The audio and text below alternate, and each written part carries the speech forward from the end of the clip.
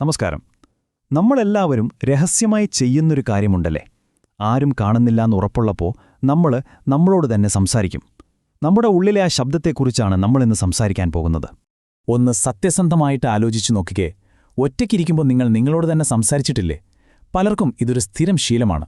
ചിലപ്പോൾ നമ്മൾ അറിയാതെ തന്നെ സംഭവിച്ചു പോകുന്നൊന്നാണിത്. ഇപ്പോൾ ഉദാഹരണത്തിന് നമ്മളെ താക്കോല് കാണാതെ പോകുമ്പോൾ അയ്യോ അതെവിടെ പോയി വെച്ചത് എന്ന് നമ്മളോട് തന്നെ ചോദിക്കില്ലേ? അല്ലെങ്കിൽ ഒരു പ്രധാനപ്പെട്ട ജോലി ചെയ്യുമ്പോൾ അതിൻ്റെ ഓരോ സ്റ്റെപ്പും ഉറക്കെ പറഞ്ഞു ഉറപ്പിക്കുന്നത്. ഇതൊക്കെ ശരിക്കും വളരെ സാധാരണ കാര്യങ്ങളാ. ഇനിയിപ്പോൾ ഇത് വേറെ ഒരാൾ കണ്ടാ അവർക്ക് ചിലപ്പോൾ കുറച്ചൊരു വിചിത്രമായിട്ടൊക്കെ തോന്നാം, അല്ലെങ്കിൽ നമുക്ക് തന്നെ തോന്നിയേക്കാം എനിക്കെന്താ വട്ടായോന്ന്. പക്ഷേ സൈക്കോളജി പറയുന്നത് കേട്ടാൽ നിങ്ങൾ ഞെട്ടും. ഇത് നേരെ തിരിച്ചാ. ഇതൊരു പ്രതിഭയുടെ ലക്ഷണമാണത്രേ. അതെ, നിങ്ങൾ കേട്ടത് ശരിയാണ്. ഇതൊരു കുറവല്ല, മറിച്ച് ഇതൊരു ശക്തിയാണ്. ചിലർക്ക് മാത്രം കിട്ടുന്ന ഒരു പ്രത്യേക കഴിവ്.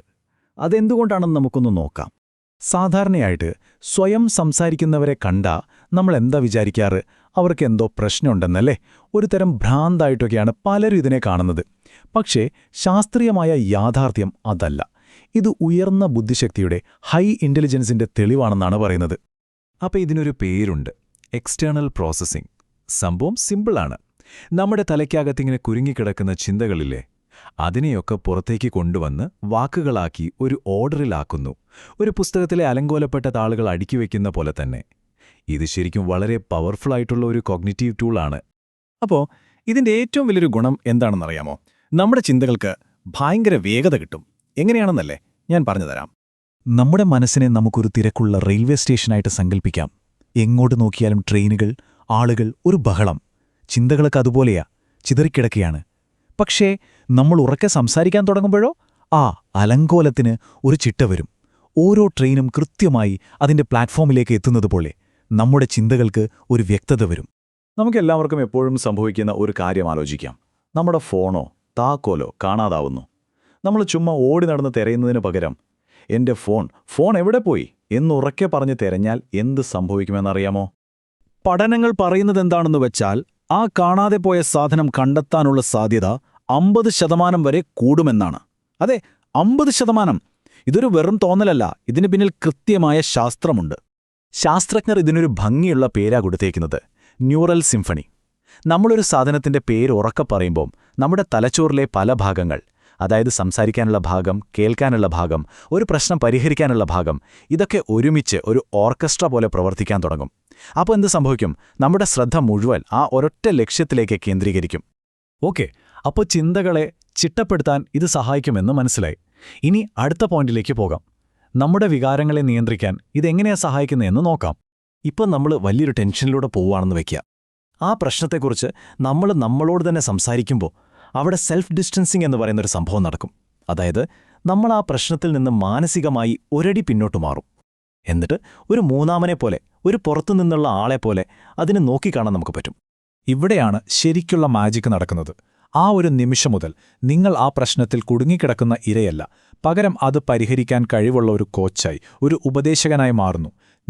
നിങ്ങൾക്ക് തന്നെ ഒരു തെറാപ്പിസ്റ്റായി മാറുന്ന ആ നിമിഷം. ഇപ്പം നിങ്ങൾ വിചാരിക്കുന്നുണ്ടാവും ഇത് നമ്മളെപ്പോലുള്ള സാധാരണക്കാരുടെ മാത്രം കാര്യമാണെന്ന്. അല്ല, ചരിത്രത്തിലെ പല പ്രതിഭകളുടെയും രഹസ്യമാർഗം ഇതായിരുന്നു. ഒന്ന് ആലോചിച്ചു നോക്കൂ. ലോകോത്തര അത്ലറ്റുകൾ, വലിയ കമ്പനികളുടെ സിഇഒമാർ, എന്തിന് ഒരു ചെറിയ പിഴവ് പോലും വരുത്താൻ പാടില്ലാത്ത സർജന്മാർ വരെ, ഇവരൊക്കെ വലിയ സമ്മർദ്ദങ്ങൾ വരുമ്പോൾ അതിനെ അതിജീവിക്കാൻ സ്വയം സംസാരിക്കാറുണ്ട്. You can do this, calm down എന്നൊക്കെ അവരോട് തന്നെ പറഞ്ഞ് സ്വയം മോട്ടിവേറ്റ് ചെയ്യും. ഇനി ഇതിലെ ഏറ്റവും ക്ലാസിക് ഉദാഹരണം ആരാണെന്നറിയോ? സാക്ഷാൽ ആൽബർട്ട് ഐൻസ്റ്റീൻ. അദ്ദേഹം പ്രിൻസ്റ്റണിലെ തെരുവുകളിലൂടെ നടക്കുമ്പോൾ തന്റെ സങ്കീർണമായ തിയറികളൊക്കെ ഇങ്ങനെ സ്വയം പിറുപിറുക്കുമായിരുന്നു. ഇത് കണ്ട പലരും വിചാരിച്ചു അദ്ദേഹത്തിന് വട്ടാണെന്ന്. പക്ഷെ സത്യമെന്തായിരുന്നു? അദ്ദേഹത്തിന്റെ തലച്ചോറ് മറ്റുള്ളവരേക്കാൾ എത്രയോ വേഗത്തിൽ പ്രവർത്തിക്കുന്നു എന്നതിന്റെ തെളിവായിരുന്നു അത്. അപ്പോ ഇത്രയും കേട്ടതിൽ നിന്ന് ഒരു കാര്യം വ്യക്തമായില്ലേ? സ്വയം സംസാരിക്കുന്നത് വെറുമൊരു സാധാരണ ശീലമല്ല, അതൊരു അസാധാരണ കഴിവാണ്. ഇനി നിങ്ങളിലെ ആ പ്രതിഭയോട് സംസാരിക്കാൻ തയ്യാറാണോ?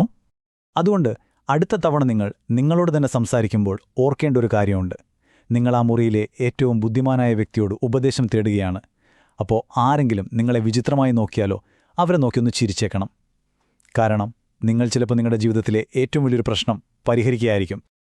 അപ്പോൾ ഒരു ചോദ്യം, നിങ്ങൾ എന്താണ് സാധാരണയായി നിങ്ങളോട് തന്നെ സംസാരിക്കാറുള്ളത്? നിങ്ങളുടെ അനുഭവങ്ങൾ താഴെ കമന്റ് ചെയ്യൂ. ഈ അപൂർവമായ കഴിവ് നമ്മളിൽ എത്ര പേർക്കുണ്ടെന്ന് നമുക്ക് നോക്കാമല്ലോ.